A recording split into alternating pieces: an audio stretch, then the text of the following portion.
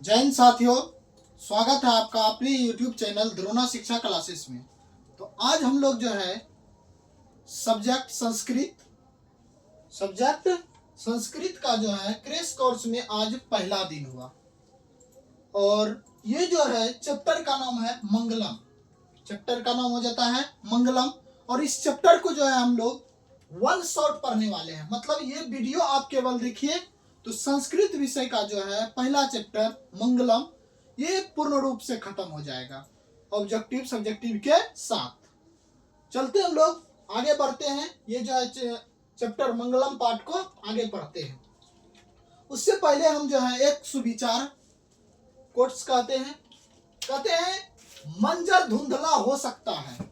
कहते हैं मंजर धुंधला हो सकता है, मंजिल नहीं। दौर बुरा हो सकता है, जिंदगी नहीं।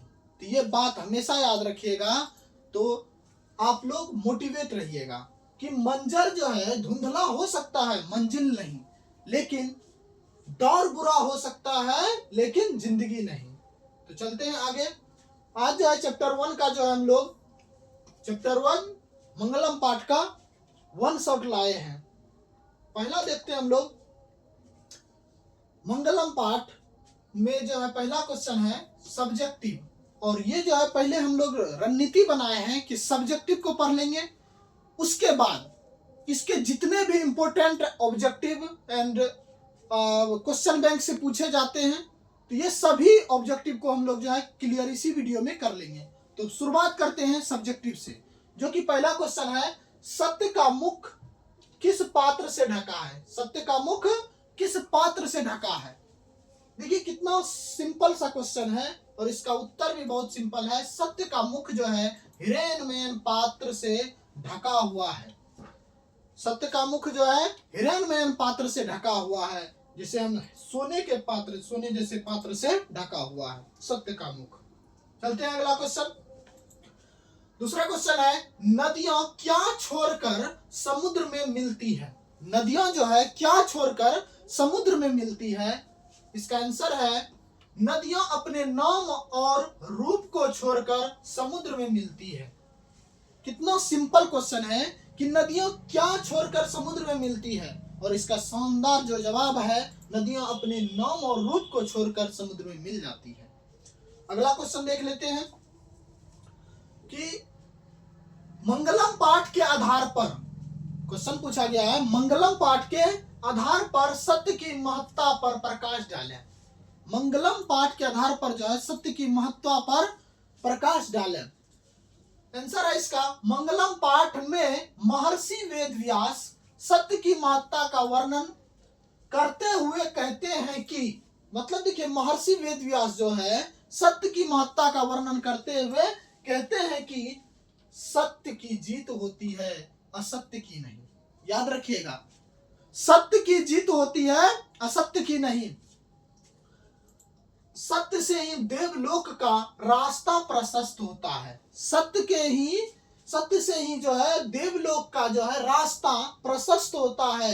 ऋषिगण देवलोक को प्राप्त करने के लिए सत्य का ही मार्ग अपनाते हैं। ऋषि लोग जो है, जितने भी ऋषि लोग हैं, सत्य के मार्ग से ही जो है देवलोक का रास्ता प्राप्त करते हैं, देवलोक जाते हैं। चलते हैं आगे। अगला क्वेश्चन है मंगलम पाठ के आधार पर आत्मा की विशेषताएं बतलाइए। मतलब मंगलम पाठ के आधार पे जो है आत्मा क्या है, इसकी विशेषताओं को बताना है। आंसर है आपका मंगलम पाठ में संकलित कठोपनिषद। मंगलम पाठ में जो है वैसे 5 मंत्र दिए गए हैं, उसमें से जो है कहते हैं मंगलम पाठ में संकलित जो है कठोपनिषद के मंत्र में महर्षि वेदव्यास कहते हैं कि प्राणियों के हृदय रूपी गुफा में, याद रखिएगा कहां पे, प्राणियों के हृदय रूपी गुफा में आत्मा बंद रहती है।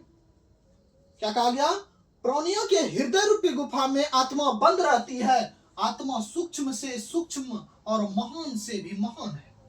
आत्मा सूक्ष्म से भी सूक्ष्म और महान से भी महान है। इस आत्मा को वश में नहीं किया जा सकता। मतलब ये जो आत्मा है इसे कभी कोई भी अपने वश में नहीं कर सकता है। तो ये बात याद रखिएगा ये जो है कठोपनिषद में लिखा हुआ है। ठीक, तो इसके बाद हम लोग आगे चलते हैं। कहते हैं आत्मा का स्वरूप क्या है। क्वेश्चन देखिए इसमें क्या है, आत्मा का स्वरूप क्या है, पठित पाठ के आधार पर स्पष्ट करें। आत्मा का स्वरूप क्या है, पठित पाठ के आधार पर आपको स्पष्ट करना है। कहते हैं कठोपनिषद में आत्मा के स्वरूप का बड़ा ही अच्छा विश्लेषण किया गया है। कहा गया इसमें कि कठोपनिषद में आत्मा के स्वरूप का बड़ा ही अच्छा विश्लेषण किया गया है। आत्मा मनुष्य के हृदय रूपी गुफा में अवस्थित है। आत्मा कहाँ अवस्थित है, मनुष्य के हृदय रूपी गुफा में जो आत्मा अवस्थित है, यह अणु से भी सूक्ष्म और महान से भी महान है। इसका रहस्य समझने वाला सत्य की खोज करता है। इसका रहस्य समझने वाला सत्य की खोज करता है। मतलब जो आत्मा का रहस्य समझ गया उसे सत्य को खोज करने में निकल जाता है। चलते हैं अगला क्वेश्चन। महान लोग संसार रूपी सागर को कैसे पार करते हैं। क्वेश्चन है महान लोग जो है संसार रूपी सागर को, इस सागर को, भव सागर को किस प्रकार पार करते हैं। उत्तर दें। आंसर है श्वेतर उपनिषद में ज्ञानी लोग और अज्ञानी लोग में अंतर स्पष्ट करते हुए महर्षि वेदव्यास, कौन, महर्षि वेदव्यास कहते हैं कि ईश्वर ही प्रकाश का पुंज, जिसे हम समूह कहते हैं, ईश्वर ही क्या है, प्रकाश पुंज है। उन्हीं के भव्य दर्शन से सारा संसार अलौकिक है।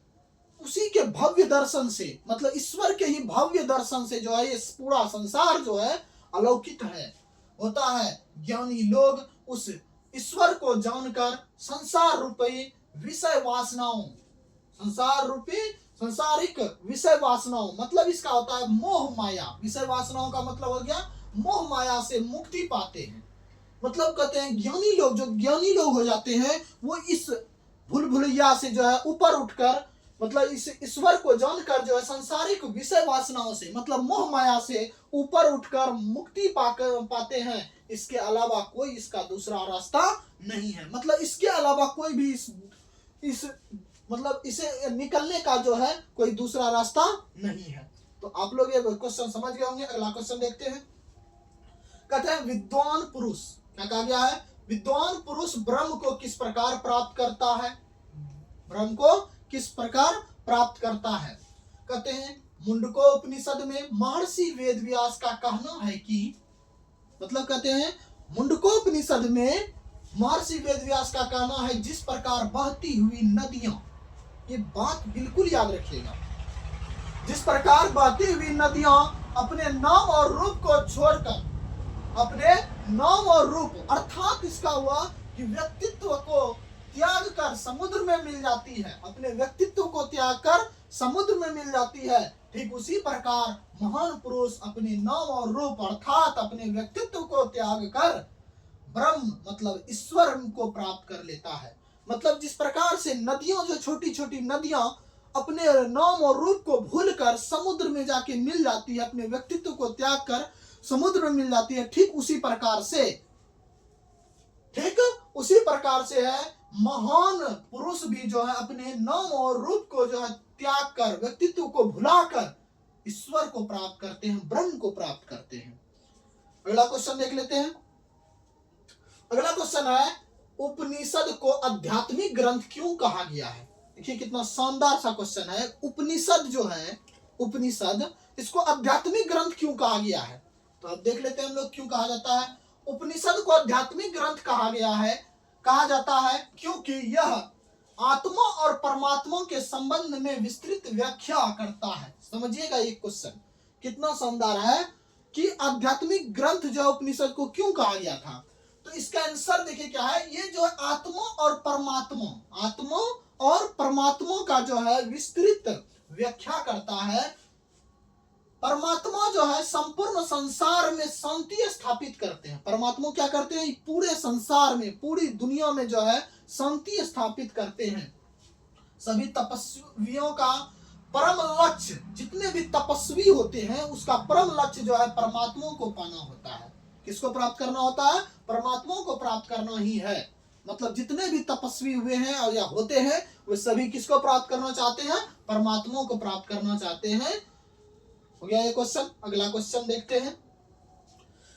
देखिए ये क्वेश्चन बहुत इंपॉर्टेंट है, यदि कहा जाए तो VVI क्वेश्चन है। आप लोग बहुत अच्छे से इसे समझ लीजिएगा। कहते हैं नदी और विद्वान में क्या समानता है? नदी और विद्वान मतलब जिस प्रकार से नदी और विद्वान ये दोनों में क्या समानता है, क्या मिलता हुआ है? कहते हैं जिस प्रकार बहती हुई नदियां अपने नाम और रूप को छोड़कर, क्या कहा गया? जिस प्रकार बहती हुई नदियां अपने नाम और रूप को छोड़कर या त्याग कर समुद्र में मिल जाती है, ठीक उसी प्रकार विद्वान भी अपने नाम और रूप को अपने नाम और रूप के प्रवाह किए बिना, मतलब अपने नाम और रूप के प्रवाह किए बिना ईश्वर में मिल जाते हैं। एक बात इस क्वेश्चन को फिर से रिपीट कर देता हूं कि नदी और विद्वान में क्या समानता है। बहुत इंपॉर्टेंट क्वेश्चन है। जिस प्रकार बहती हुई नदियां अपने नाम और रूप को त्याग कर, अपने नाम और रूप को त्याग कर कहां मिल जाती है? समुद्र में मिल जाती हैं। ठीक उसी प्रकार से विद्वान लोग भी, ठीक उसी प्रकार से विद्वान भी अपने नाम और रूप के प्रवाह किए बिना ईश्वर में मिल जाते हैं। अगला क्वेश्चन देख लेते हैं, और ये जो क्वेश्चन होगा आप लोगों के लिए होगा। तो आप लोगों को जो है बताना है मंगलम पाठ में कुल कितने मंत्र हैं? मंगलम पाठ में कुल कितने मंत्र हैं?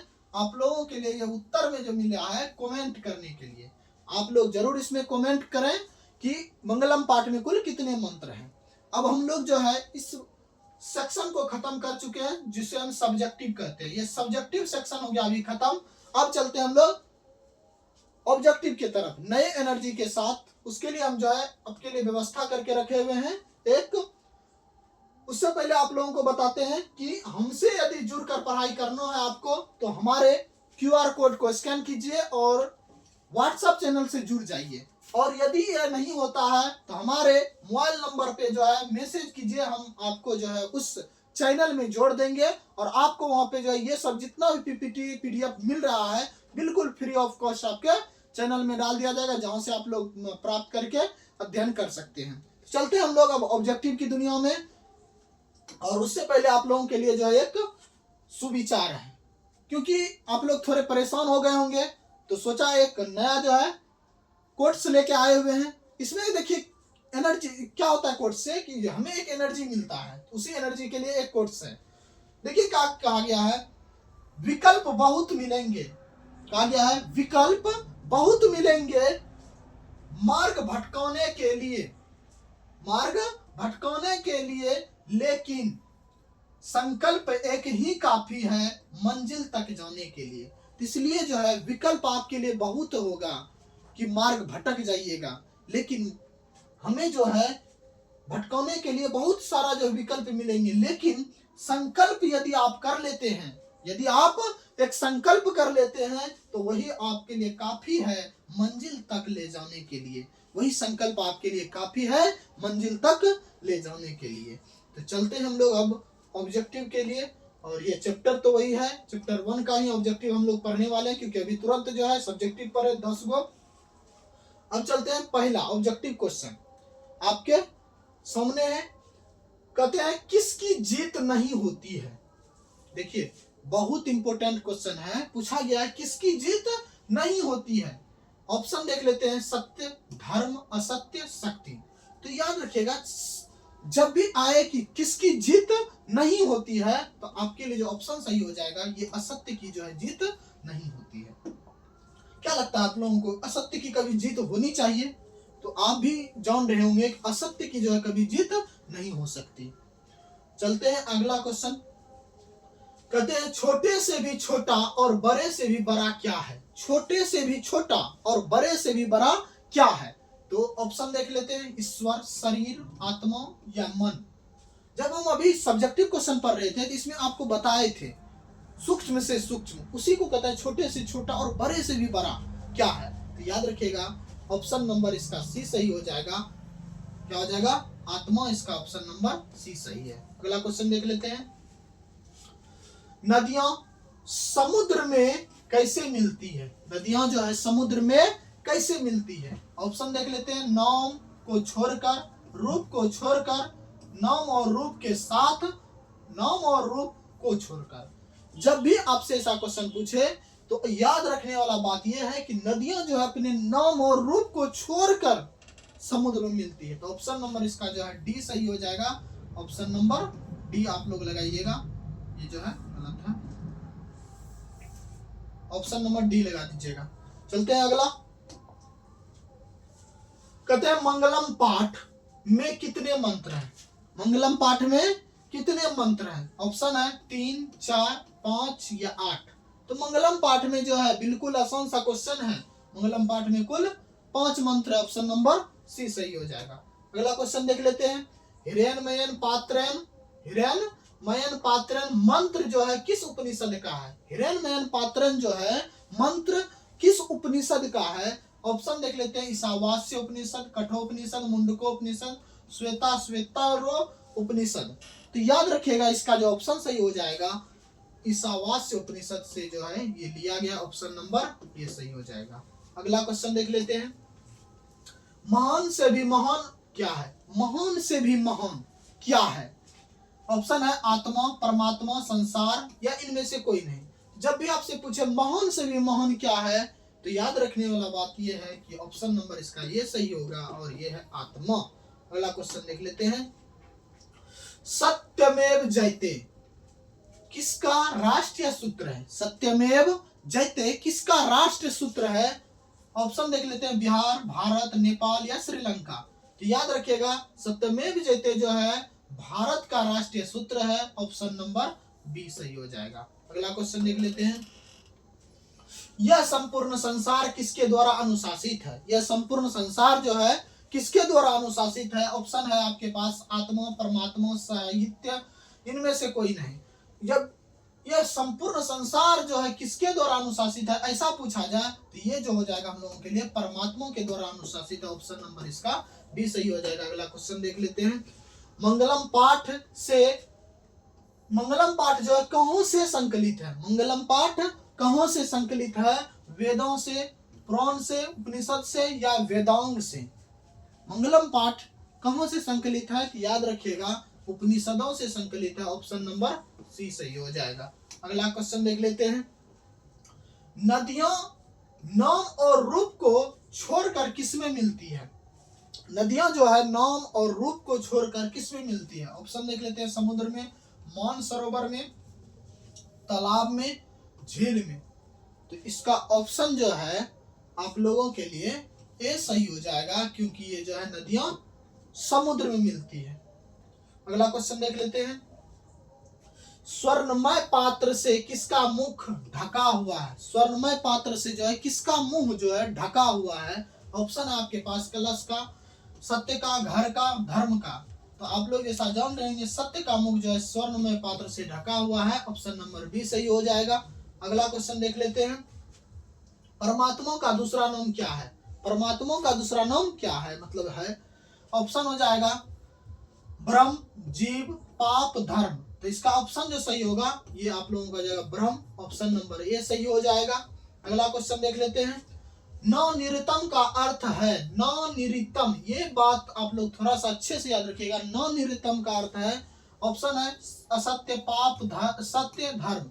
तो इसमें जो है बच्चे कंफ्यूज हो जाते हैं। तो इसका जो आंसर सही हो जाएगा नवनिर्तम का ऑप्शन नंबर सी सही हो जाएगा। सत्य होता है। नवनिर्तम का अर्थ क्या होता है, सत्य होता है। अगला क्वेश्चन देख लेते हैं, आत्मा की मृत्यु होती है या नहीं। ये बात थोड़ा सा सोचने की है कि हम लोगों के गांव घर में भी कहा जाता है कि देखिए जीव जो है मरता नहीं है, जीव जो है मरता नहीं है, वो निकलता है और ये शरीर मरता है और ये जो जीव होता है वही आत्मा होता है। आत्मा की मृत्यु कभी नहीं होती है, शरीर की मृत्यु होती है। तो इसलिए याद रखिएगा आत्मा की मृत्यु कभी नहीं होती है। क्या होती है, इसकी मृत्यु नहीं होती है। अगला क्वेश्चन देख लेते हैं, परमात्मा कहाँ निवास करता है। परमात्मा जो है पूछा गया है कहाँ निवास करता है। ऑप्शन देख लेते हैं, सब में, जंगल में, पर्वत पर या आकाश में। तो याद रखिएगा ये जो है सभी में निवास करते हैं। परमात्मा जो है क्या है, सब में निवास करते हैं। तो इसलिए ऑप्शन ये हो जाएगा आप लोगों के लिए। अगला क्वेश्चन है, उपनिषद शब्द का शाब्दिक अर्थ क्या है? उपनिषद शब्द का शाब्दिक अर्थ पूछा जाए और ऑप्शन आपके पास रहे समीप बैठना, दूर रहना, पुस्तक या ज्ञान। तो उपनिषद शब्द का जो है शाब्दिक अर्थ होता है समीप बैठना। ऑप्शन नंबर ए सही हो जाएगा। अगला क्वेश्चन देख लेते हैं।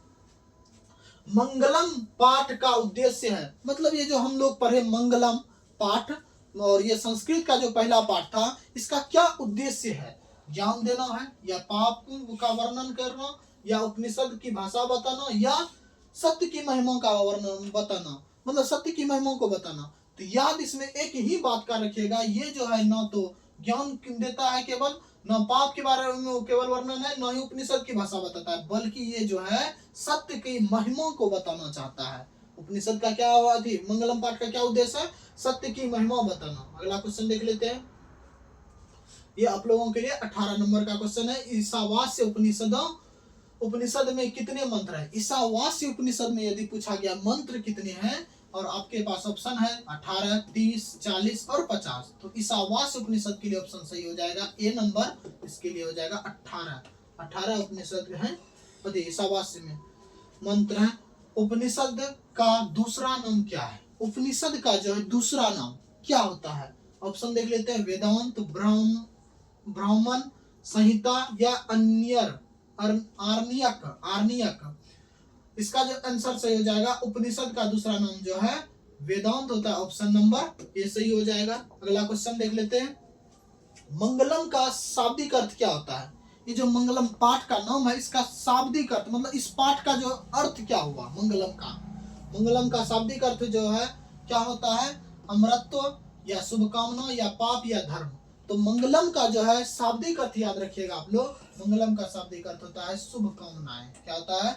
शुभकामनाएं। ऑप्शन नंबर बी सही हो जाएगा। अगला क्वेश्चन देख लेते हैं। असत्य का परिणाम क्या है? असत्य का जो है क्या परिणाम मिलता है? ऑप्शन है मोक्ष, पाप, अमरत्व या धर्म। तो असत्य जो भी बोलते हैं, या असत्य का जो है परिणाम जो मिलता है, ये असत्य का परिणाम मिलता है पाप के रूप में। किस रूप में मिलता है? असत्य का परिणाम पाप मिलता है। ऑप्शन नंबर इसका क्या हो जाएगा? बी सही हो जाएगा। अगला क्वेश्चन देखते हैं। सत्य के पथ पर चलने वाला क्या पाता है? जो सत्य के रास्ते पर, सत्य के मार्ग पर या सत्य के पथ पे चलते हैं, उसे क्या मिलता है? मोक्ष, पाप, दुख या मोह। याद रखिएगा, जो सत्य के मार्ग पे चलते हैं उसे मोक्ष मिलता है। ऑप्शन नंबर ये सही हो जाएगा। अगला क्वेश्चन देखते हैं। मुंडको उपनिषद की भाषा है, मुंडको उपनिषद जो है इसकी भाषा क्या है? ऑप्शन है संस्कृत, प्राकृत, पाली या अवधी। तो याद रखिएगा, मुंडको उपनिषद की जब भाषा पूछा जाए तो याद रखिएगा संस्कृत होता है। ये ऑप्शन नंबर ए सही हो जाएगा। अगला क्वेश्चन देख लेते हैं। शास्त्रों के अनुसार सत्य की शक्ति है, शास्त्र के जो अनुसार है सत्य की क्या शक्ति होता है? सत्य के पास क्या शक्ति होता है? तो शास्त्रों के अनुसार जो सत्य के शक्ति है तो भूतल्य, धर्म, मोह या पाप। याद रखिएगा, शास्त्रों के अनुसार जो है सत्य की शक्ति है धर्म, और ये ऑप्शन नंबर आपका बी सही हो जाएगा। अगला क्वेश्चन देख लेते हैं। ये जो है हम लोगों के लिए लास्ट क्वेश्चन है, जिसे हम अच्छे से आपको समझाते हैं। अत्यति क्या है? अत्यति पद का अर्थ है, अत्यति का मतलब हो जाता है कि पार कर जाता है। इस पद का अर्थ क्या होता है? पार कर जाता है। ये ऑप्शन जो इसके लिए सही है, ए नंबर। तो ये याद रखिएगा, अत्यति शब्द का ये जो अत्यति है इसका अर्थ होता है पार कर जाता है। ये जो 2023 में पूछा गया प्रश्न था, ये यहाँ तक में आप लोग जो है 25 में जो है कितना जो है सही किए क्वेश्चन, आप लोग जरूर कमेंट कीजिएगा। और इसके बाद जो है फिर वही बात, ये चैप्टर हो जाता है द इंड। और यदि आपको हमसे जुड़कर जो है अच्छे से पढ़ाई करना है तो हमारे YouTube चैनल द्रोणो शिक्षा क्लासेस को पहले तो सब्सक्राइब कर लीजिए, अपने दोस्तों के पास शेयर कर दीजिए, और इस QR कोड को स्कैन कर सकते हैं और हमारे फेसबुक क्या कहते हैं व्हाट्सएप चैनल से जुड़ सकते हैं। और ये व्हाट्सएप चैनल इसलिए हम बोल रहे हैं क्योंकि इसी व्हाट्सएप चैनल में आपको जितना भी पढ़ाया जाता है उस सभी कंटेंट को दिया जाएगा। यदि आपको इसमें कोई दिक्कत होता है तो आप इस पर से संपर्क कर सकते हैं। ये मेरा मोबाइल नंबर हुआ और इससे संपर्क करके हमें जो है कॉन्टेक्ट में मैसेज कर सकते हैं, मतलब व्हाट्सएप से, और आपको हम उस चैनल में जोड़ देंगे और आपको वहां से फ्री ऑफ कॉस्ट सभी कुछ मिलेगा और आप अच्छे से तैयारी कर पाएंगे। तो यदि आपको 2026 के एग्जाम में फोड़ना है, अच्छे नंबर लाने हैं, तो आपको जरूर इस चैनल से जुड़ना चाहिए। और बस हम लोग यही कहेंगे कि आप लोग कम से कम एक स्टूडेंट को, अपने मित्र को जरूर जोड़िए और बताइए कि बिल्कुल फ्री यहाँ पर जो है शिक्षा होता है। तो आज के लिए इतना ही। तो मिलते हैं हम लोग जो है अगले वीडियो के साथ, अगले सब्जेक्ट के साथ। जय हिंद, जय भारत।